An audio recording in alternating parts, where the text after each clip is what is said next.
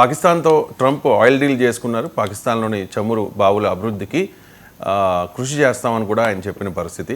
So ఒక సెటరికల్గా భారత్ భవిష్యత్తులో పాకిస్తాన్ నుంచి చమురు కొంటుందేమో, కొనాల్సిన పరిస్థితి వస్తుందేమో ఒక రోజు అంటూ కూడా ఆయన కమెంట్ చేశారు. దీని మీద భారత్ తీవ్ర అభ్యంతరం వ్యక్తం చేసిన పరిస్థితి కనిపిస్తోంది. కానీ వాస్తవంగా అవి పాకిస్తాన్లో టెక్నికల్గా ఉన్నప్పటికీ బెలూచిస్తాన్లో ఉన్నాయి ఎక్కువ చమురు బావులు.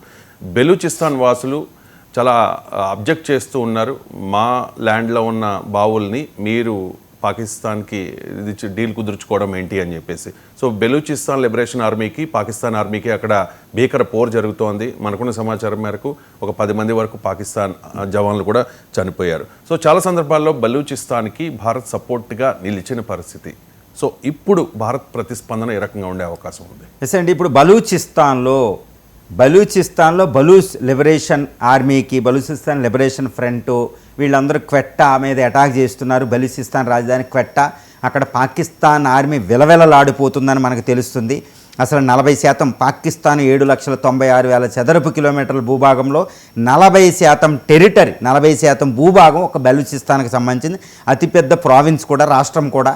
ఈ బలూచిస్తాన్ పీపుల్ దాన్ని ఒప్పుకోవడం లేదు. మేము స్వతంత్ర దేశం అని భారత పాకిస్తాన్ యుద్ధం సమయంలో వాళ్ళు ప్రకటించుకోవడం జరిగింది. ఇప్పుడు వాళ్ళు మొత్తం పాకిస్తాన్ ఆధీనం నుంచి బయటికి వెళ్ళడానికి ట్రై చేస్తున్నారు. బలూచిస్తాన్ లిబరేషన్ ఫ్రంట్ ప్రతిరోజు కూడా పాకిస్తాన్ మీద అటాక్ చేస్తుంది. నిన్నటే 10 మంది చనిపోయారు. అంతకుముందు ఒకేసారి 90 మంది చనిపోయారు. అంతకుముందు పాకిస్తాన్ ఆర్మీ క్వెట్టా నుంచి గెంటి వేయబడింది. పెద్ద పెద్ద టౌన్స్ నుంచి గెంటి వేయబడింది. ఈ గ్వడార్ నుంచి చైనా కట్టిన పోర్ట్ అనేది పెద్ద పోర్టు బలూచిస్తాన్లో. అక్కడ కూడా పాకిస్తాన్ ఆర్మీ, చైనా ఆర్మీ కూడా ఉంది. వాళ్ళని కూడా ముప్పు తిప్పలు పెడుతున్నారు. ఎస్ అండి, మీరు ట్రైన్ హైజాక్ చేశారు.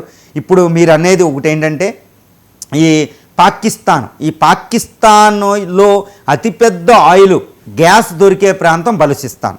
అసలు పాకిస్తాన్ లేకపోతే అసలు ఆయిల్ గ్యాస్ కూడా ఉండదు, అది కూడా ఉండదన్నమాట. ఈ బలూచిస్తాన్లో కొత్తగా ఆయిల్ కనిపెట్టారు. ఈ మధ్యన కొత్తగా ఆయిల్ బావులోడు దొరికినాయి.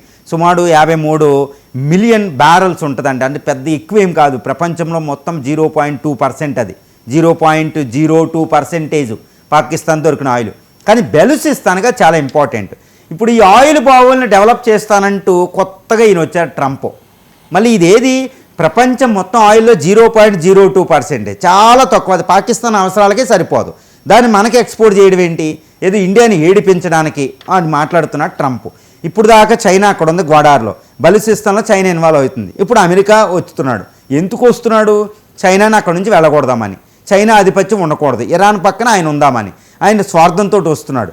కానీ ఇక్కడ బలూచిస్తాన్ ఆయిల్ బావుల్ని అమెరికా డెవలప్ చేస్తే మరి బలూచిస్తాన్ స్వతంత్ర పోరాటానికి పాకిస్తాన్ ఆర్మీకి అమెరికా సపోర్ట్ చేస్తాడు కదా. అంటే బలూచిస్తాన్ స్వతంత్ర దేశంగా ఏర్పడకుండా చేయడానికి ట్రంప్ అక్కడ దిగుతున్నాడు. దీంతో పాకిస్తాన్ ఆర్మీతో బలపడుతుంది, చైనా లాగా బలపడుతుంది. అది చైనాకి ఎగ్నెస్ట్గా పాకిస్తాన్లోకి వస్తున్నాడు అండి. ఇది జరిగేది. కానీ మరి ఇది భారత్కి వ్యతిరేకం కదా. పాకిస్తాన్లో ఆయిల్ బావులు డెవలప్ చేయడం భారత్కి వ్యతిరేకం. భారతదేశం కాస్త బలూచిస్తాన్కి పరోక్షంగా సపోర్ట్ చేస్తుంది. ఇప్పుడు బలూచిస్తాన్ అసలు స్వతంత్ర దేశం కుదరదన్నట్టు అమెరికా ట్రై చేస్తుంది. మనమేమో పాకిస్తాన్ ముక్కలు చేయడానికి మనం ట్రై చేస్తున్నాం. ఇదంతా అంటే అమెరికాకి, ఇండియాకి ఒక విప్లవం జరుగుతుంది బలూచిస్తాన్ వేదికగా. దీనికోసమే Balochistan liberation front, Balochistan liberation army, Balochistan నాయకులు, స్వతంత్ర సమరయోధులు, అక్కడ ప్రజలు ఇప్పుడు అమెరికాని వార్నింగ్ ఇస్తున్నారు. ఈ బలూచిస్తాన్ లిబరేషన్ ఆర్మీ అయితే అవసరమైతే మేము ట్రంప్ అయినా చంపుతాం, మా జోలికి వస్తే, మా ఆయిల్ ఇది మాది, పాకిస్తాన్కి ఎందుకు ఇస్తావు, నువ్వు అక్కడ ఎందుకు డెవలప్ చేస్తావు, నువ్వెవడు ఎక్కడ రావడానికి, చైనానే తరం పోతున్నాం మేము గ్వడార్ పోర్ట్ నుంచి, నువ్వెవరు అని ఇప్పుడు వార్నింగ్ ఇస్తున్నారండి. అంటే ఏంటంటే ట్రంప్కి అనవసరంగా ఇన్వాల్వ్ అవుతున్నాడు. ఎందుకంటే ఆ సిమ్మునితో సంబంధాలు పెట్టుకోవాలి, ఇండియాకి ఎగ్నెస్ట్గా పాకిస్తాన్ దువ్వాలి. ఇలాంటి చాలా డేంజరస్ అనే దాంట్లోకి ఎంటర్ అవుతున్నాడు. అంటే ఏంటి, ఇండియాతో ట్రేడ్ డీల్ లేదు, రష్యా ఆయిల్ ఆపలేకపోతున్నాం, ఇండియా ట్రేడ్ డీల్ కుదుర్చుకోవడం లేదు, ఎన్నో డిమాండ్లు పెడుతున్నాం, మోడీ దౌత్య విధానం చాలా కఠినంగా ఉంటుంది అని.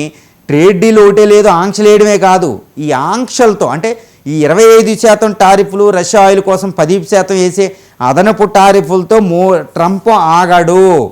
ఆయన ఇండియాకి ఎగ్నెస్ట్గా మళ్ళీ ఒకప్పుడు పాకిస్తాన్ దువ్వునట్టు మళ్ళీ దువ్వు ఇండియాకి ఎగ్నెస్ట్గా పంపబోతున్నాడు.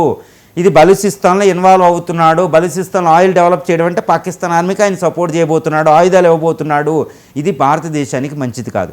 ఇప్పుడు మీరు అడిగినట్టు భారతదేశం ఎలా ప్రతిస్పందన ఉండాలంటే, భారతదేశం పరోక్షంగా ఇప్పుడు అజిత్ దోవల్ వీళ్ళు చెప్తూ ఉంటారు, బలూచిస్తాన్ అనేది ముక్కలు అవ్వడవలసిందే, బలూచిస్తాన్ ముక్కలు తీరవలసిందే. వాళ్ళకి మనం పరోక్షంగా ఇవ్వాలి. ఇరాన్ కూడా వాళ్ళకి పరోక్షంగా సపోర్ట్ చేస్తుంది. అంటే ఏంటి, ఇప్పుడు చైనా అమెరికాలు బలూచిస్తాన్ వేదికగా మేమని పోటీపడి పాకిస్తాన్ ఆర్మీని అదుపులో తీసుకోవడం, పాకిస్తాన్ ఆర్మీతో సత్సంబంధాలు పెట్టుకోవడం, ఇది ఇండియాకి మంచిది కాదు. సో కొత్త గ్రేట్ గేమ్ అనేది ట్రంప్ మొదలు పెడుతున్నాడు. దీనికి బలూచిస్తాన్ లిబరేషన్ ఆర్మీ ఒప్పుకోదు, ఇండియా ఒప్పుకోదు.